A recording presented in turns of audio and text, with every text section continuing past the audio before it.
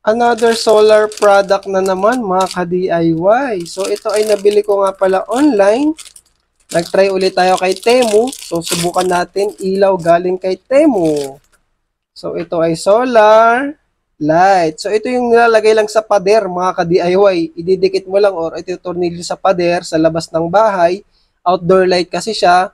So tuwing umaga mag-charge na siya gamit itong solar panel niya. At sa gabi naman may ilaw siya. So, hindi siya sobrang liwanag, pero tama lang na makikita mo yung daan, mga ka-DIY. Halimbawa, sa hallway mo to ilalagay or sa garahe or sa inyong gate. So, ano bang kasama niyan? Meron siyang tornilyo, tsaka tox, tsaka double-sided tape.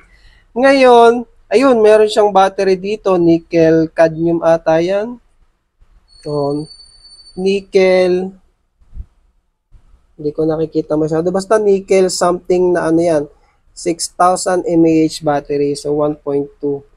So, tatanggalin natin yung plastic. So, ayun. Nakita nyo ba nagliliwanag? Papatayin ko yung ilaw ko ha.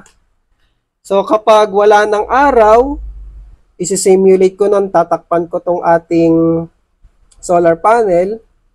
Automatic na ilaw na siya mga ka-DIY. So, hindi lang natin siya makita kung gaano kaliwanag kasi medyo hapon kasi ngayon, maliwanag pa yung paligid. So, mamayang gabi, ipapakita ko sa inyo kung gaano kalakas yan. So, ayun, automatic siya kasi solar light na nga siya, automatic na namamatay mga ka-DIY. Ngayon, idikit ko siya sa labas para masubukan natin gaano kaliwanag siya mamayang gabi. So, ididikit ko muna pansamantala. Kahit maliit lang kasi testingin ko lang muna, temporary lang. So, may kasama na siyang double-sided tape. So, ididikit ko muna dun sa aming terrace, mga ka-DIY. So, ayan na siya. Charging na siya dyan, mga ka-DIY. Mamayang gabi, balikan ko kayo kung gaano siya kaliwanag. So, andyan siya sa terrace namin. So, kahit walang ilaw, may konting liwanag dito. So, ayan. Ganito pala siya kaliwanag sa gabi mga ka-DIY.